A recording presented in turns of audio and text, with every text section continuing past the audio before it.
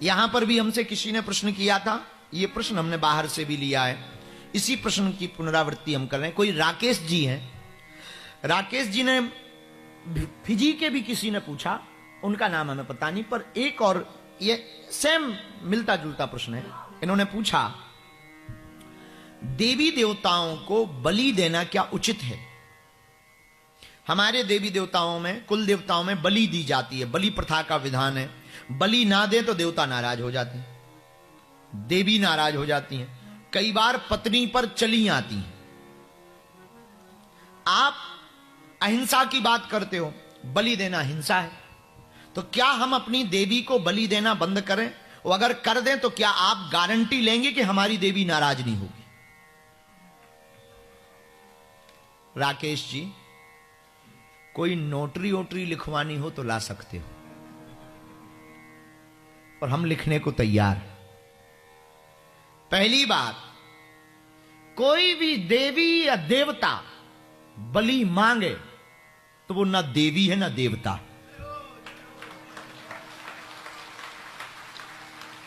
हमारे पागलों की क्या कमी? तुम कह रहे देवी नाराज हो जाएगी, क्या खाक की देवी? और तुम कह रहे कि पत्नी के ऊपर चली आती है, फिर तो समझ जाओ बिल्कुल ही नहीं है देवी, कोई जोगनी भोगनी होगी। जब पत्नी के ऊपर देवी आ जाए, वो त्रिपुर सुंदरी, वो परांबा, आद्य शक्ति, जगदंबा, वो पत्नी के ऊपर आ जाए, विचार कर लो कितनी बड़ी वाली देवी है। देवी की एक झलक दिख जाए, आदमी फट जाएगा, आंखें अंधी हो जाएंगी। और तुम्हारी पत्नी पे पूरी देवी आ रही है। चरण धो के पियो राकेश।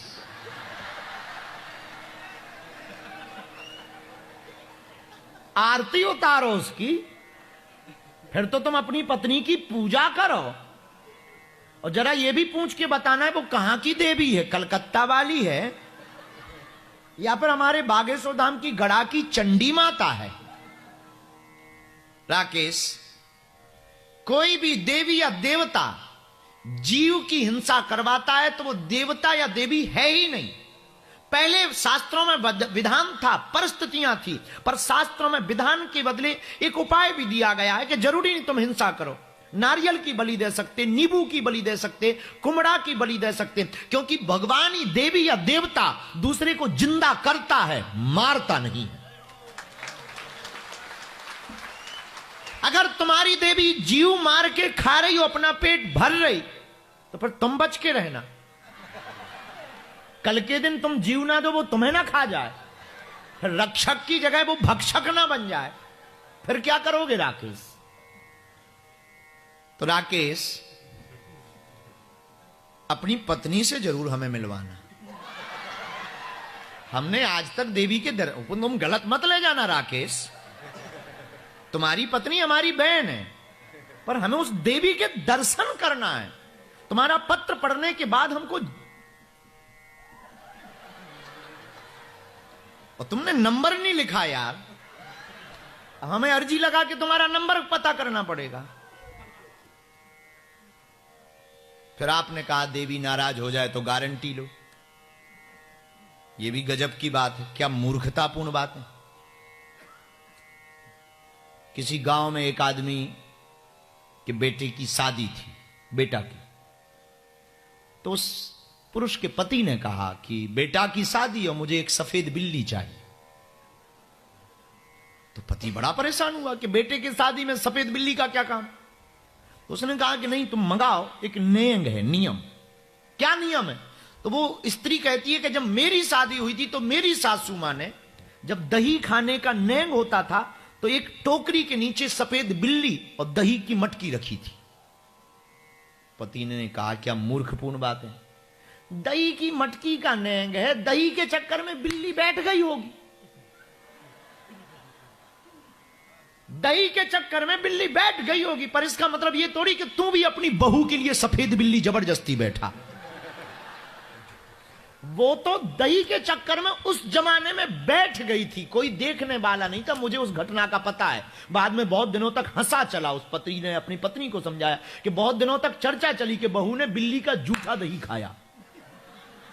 तो वो मजबूरी में बैठ गई थी, कोई देखने वाला नहीं था। अब इसका मतलब ये थोड़ी कि तू भी अपनी बहू को बिल्ली का जूठा दही खिलाएगी। तो ऐसे ही ये तुम्हारी परंपरा है। इसी तरह जैसे उसने बिल्ली को पकड़ लिया ना सासू मां ने, होने वाली सासू मां ने, ऐसे ही राकेश तुमने परंपरा को पकड़ लिया कि किसी जमाने में किसी विशेष विषय पर, किसी उदाहरण पर या किसी चक्र के कारण आपके किसी पूर्वज ने बलि दी होगी। तब जीव बहुत थे, भोजन में मांसाहार की व्यवस्था थी, मांस ही भोजन था। उस वक्त बलि देना, जो खाते थे वो देते थे। उस वक्त बात सही थी, जो खाते थे वही देते थे, क्योंकि उस वक्त हमारे जो पूर्वज, आपके पूर्वज हैं, वो मांसाहारी लेते थे। तो जो खाते थे वही देवी देवताओं को दे देते थे, और तुमने उसी को परंपरा बना लिया कि बलि दे दो वरना देवी नाराज हो जाएगी, पत्नी पे आ जाएगी। इसीलिए हम आपको बता दें, देखो बुरा मत मानना राकेश जी, ये नियम कोई एक बार चल गया तो जरूरी नहीं वही मानो। कई बार परिस्थितियों के कारण नियम चल जाते हैं। अब ये थोड़ी जरूरी है कि तुम जिस नाव से नदी पार हुए हो उस नाव को फिर तुम सिर पे लेके डोलो और कहो कि नहीं नहीं हम नहीं छोड़ेंगे, ये इस नाव ने तो हमें नदी पार कराया है, और तुम फिर बोझा लेकर, और फिर बोझा लेकर तुम सिर पर नाव को लेकर ढोगे कि इसी ने नदी को पार कराया, तो तुम्हारी मूर्खता है। उसका काम पार कराना है, उसने पार करा दिया। अब तुम्हें सिर पर लेने कर डोलने की आवश्यकता नहीं है कि तुम फिर इतने बहुत दयालु प्रकट करो, करुणा प्रकट करो कि हम कितने दयालु हैं, जिसने पार किया उसको छोड़ा नहीं। क्या खाक नहीं छोड़ा, खपड़िया फूट जाएगी। तुम्हारी धर्म पत्नी पे देवी सवार हो तो बागेश्वर धाम का पता तो तुम्हें हो गई, चले आना। हमारे दरबार में एक बार एक आई थी काली माता, हो गए 4-5 साल पहले। अब ये नहीं कह सकते राकेश जी कि वो तुम्हारी पत्नी थी, पर एक काली माता आई थी, हमें आज भी याद है। अब हमें पता नहीं उसका किया कि तलाक हुआ कि नहीं हुआ, क्योंकि बहुत पुरानी बात है। हम बैठे थे धाम पे, एक कमरे में हमारा दरबार लगता था धाम पे, जहां हम बागेश्वर धाम में रहते हैं। अब तो थोड़ा बड़ा बन गया, हॉल बन गए। उस वक्त तो बहुत कम लोग आते थे, 5-6 साल हो गए। एक कमरे में दरबार लगता था, एक छोटा सा हॉल था, भीतर हम बैठे। लगभग 2 बजे के लगभग दोपहर में सेवादार भागते हुए आए। हमने कहा क्या हुआ? बोले काली माता आ गई। तो हमने कहा भाई जब काली माता आ गई तो बुलाओ। और एक बहन जी बाल खोलें और जीभ ने पूरी जीव निकाले, ऐसे हाथ करें, मेरा बेटा हो कि मेरी दी हुई शक्तियां हो कि मुझे नहीं पहचान रहा, मैं सुबह से खड़ी हूं। अरे हमने कही तुम कौन? बोली मैं काली माता। और पति बेचारा हाथ जोड़े।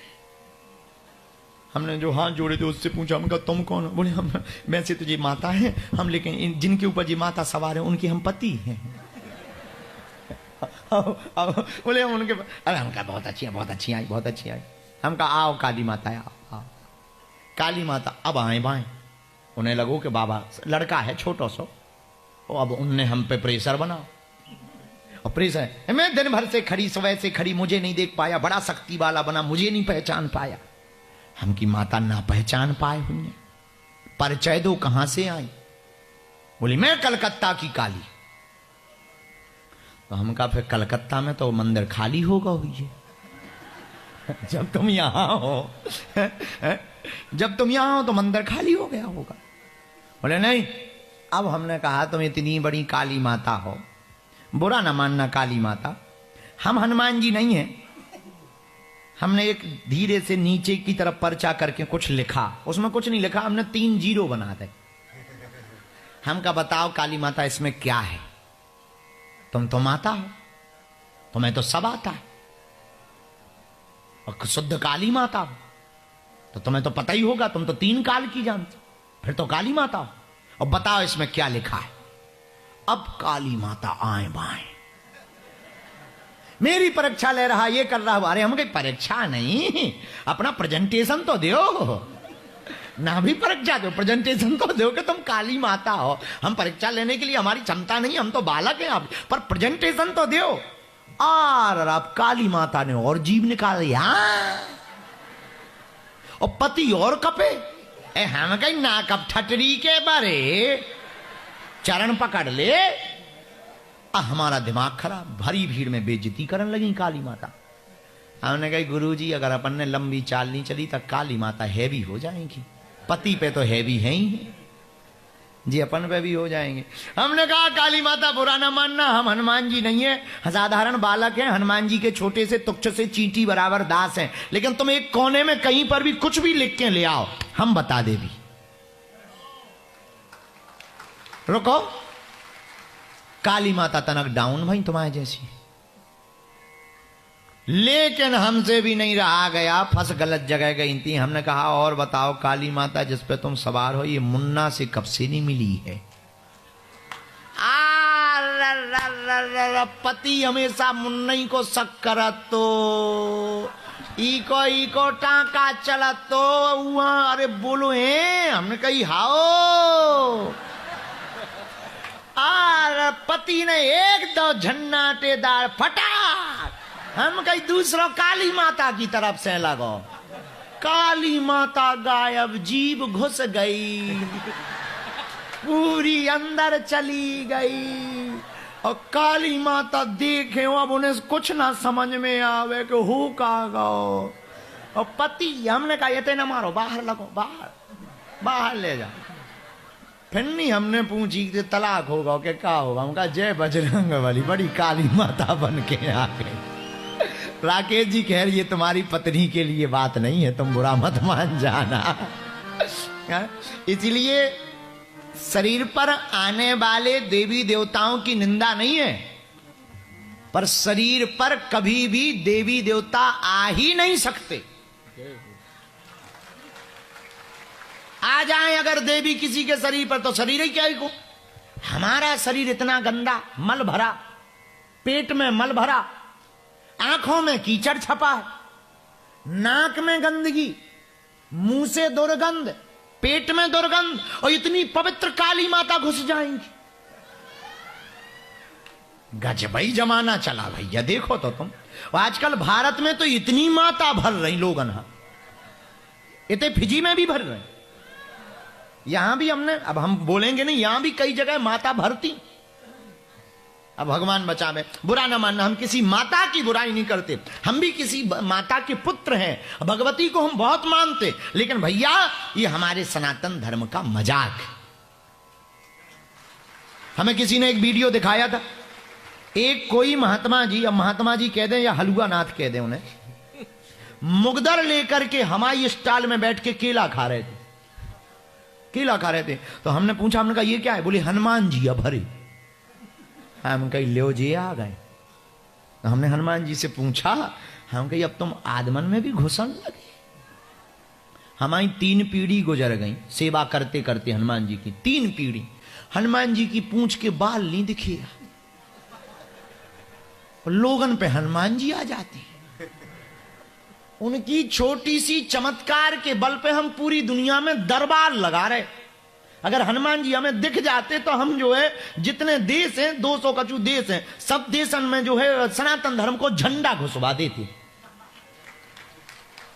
इतने कृपा भर पे लोगों ने हनुमान जी से जोड़ रहे हो, कई लोगों को हनुमान जी भर जाते। बताइए तो क्या उल्लुओं का जमाना चल रहा, और तुम भी गजब के हो। इतना हुआ तुम तुरंत माता भभूति दे दो, लड़का की शादी हो जाए माता। अब तुम्हारे लड़का की शादी हो या ना हो, 1100 चढ़ा दो, उनके 100 लड़का की हो जाएगी। अरे भाई राकेश जी, इन प्रपंचों में पढ़ना बंद करो, वरना धर्म का भी नाश होगा, सनातन का भी नाश होगा। आने वाले समय में अपन ही लोग अपन ही हंसी के काबिल और पात्र बन जाएंगे। ये सब प्रपंच छोड़कर वास्तविक भक्ति का आधार हनुमान जी के चरण, देवी की नवचंडी के, दुर्गा सप्तशती के पाठ का आधार लो। वास्तविक भक्ति को करो, ये प्रपंचों में मत पड़ो। लेकिन फिर भी राकेश जी अपनी धर्म पत्नी को एक बार जरूर मिलवाना।